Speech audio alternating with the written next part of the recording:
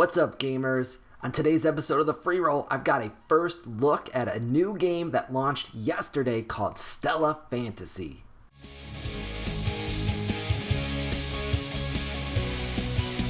Stella Fantasy is an action RPG, and it has a ton of really cool anime-inspired art that I am really enjoying. When they told us that it would look and feel like you were playing an anime, that was a little bit tough to believe, but I think they actually delivered here.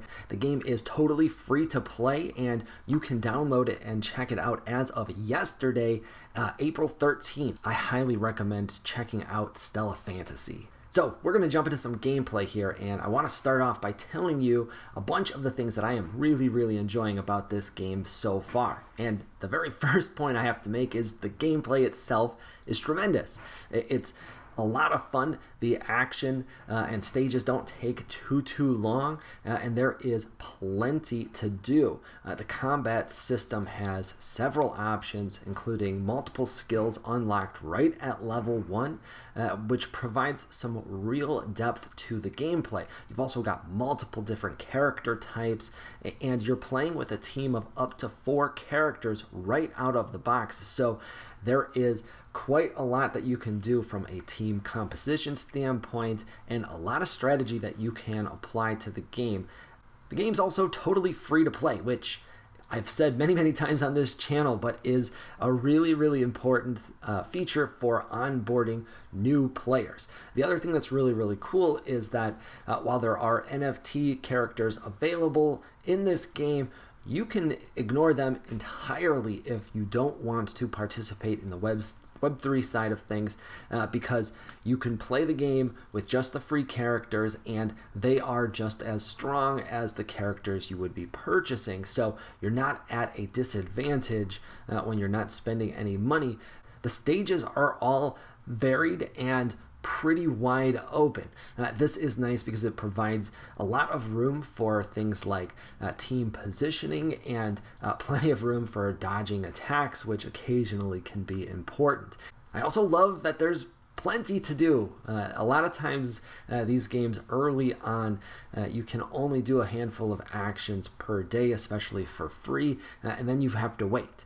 Now, I don't mind a game that forces you to wait a little bit. That is very common in mobile gaming. However, you don't want to run out of things to do too quickly. And so far, I have not run out of things to do at all in Stella Fantasy. Then there's loot boxes. Now, loot boxes, I get it. They're controversial for sure. However, there's a couple of things here that I really like. The game provides loot boxes that you can purchase with lucky tickets, and that is totally outside of Web3 and can be done for free. Free loot boxes are always a lot of fun. And then finally, I didn't really believe it when I read it, but the graphics and art style here is really quite cool.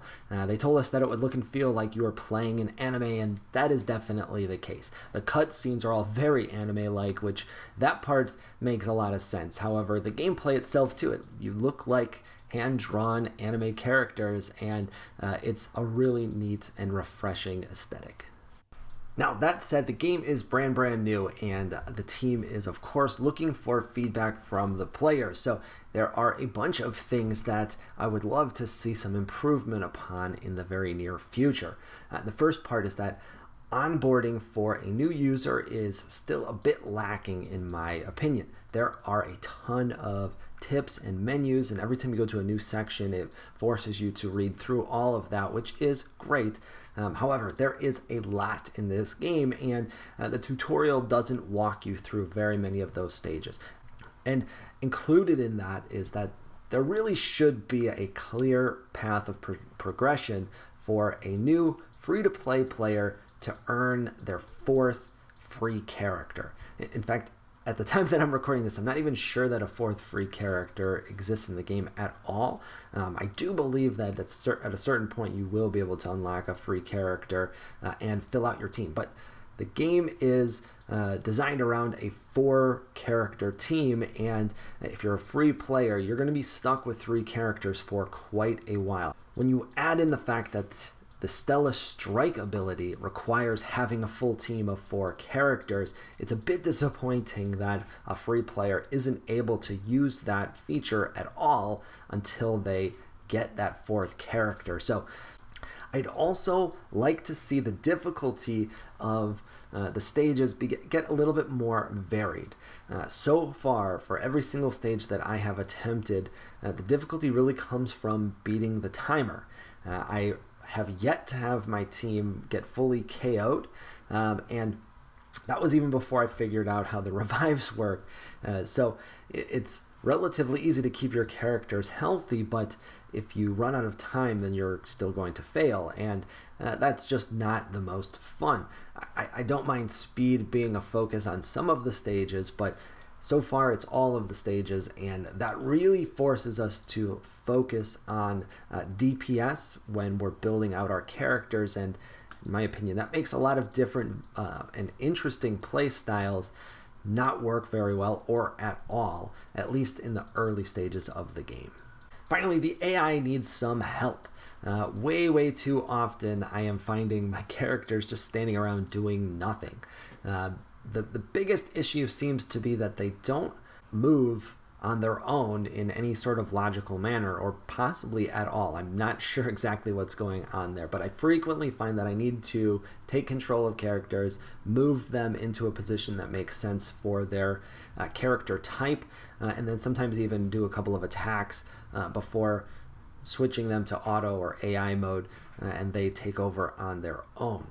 Now, I did purchase one of the NFT character loot boxes. I also purchased the character that I was hoping to pull from the loot box from the marketplace, and so I have spent close to $400 at this point, and that includes purchasing 2 NFT characters. Now, in my opinion, that is way too much. Now, granted, one of them I purchased was on the secondary, so that's just paying the open market price, and I can live with that. However, 0.4 BNB for a loot box today at today's price is about $135. That's just too much. Finally, some tips and tricks for getting better at the game. Now, full disclosure, I've only been playing for a couple of days, and by no means am I an expert at this game just yet. However, here's a few things that I have noticed early on that have really helped me out. First of all, use those skills.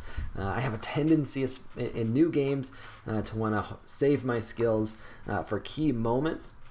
However, the reality is that the most of them have a relatively short cooldown. Some of them a really short cooldown, and you can really spam them. You can use a lot of the skills against common opponents, no problems, and you're not going to feel like you wasted it too early because it comes back fairly quickly. Next, get comfortable with switching to your other party members. It can be tempting to play these games where you just allow your 3 teammates to be controlled by the AI and you focus on playing really well with your main character. However, you're going to have a lot more success if you get used to taking control of at least 2 or 3 of the characters in your party. I find that this is especially important for melee characters and melee offense characters because they can get killed off relatively easily, and they will also just sit back out of range if you don't move them into range. And those are really the characters that really need to do some dodging as well. So don't wait until you start failing to start getting used to it. Do it from stage 1 and practice the right way to play. Use the auto battle button for grinding.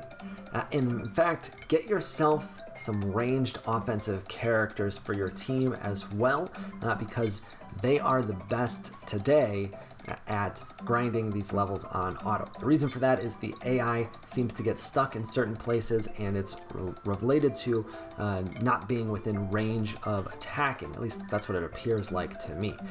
Naturally, a ranged character is going to have the largest range, and so they do the best on auto as attackers. This is helpful for having them on your team as support. If you're controlling a melee character and you've got multiple AI characters that are ranged, that's going to work out a bit better for you.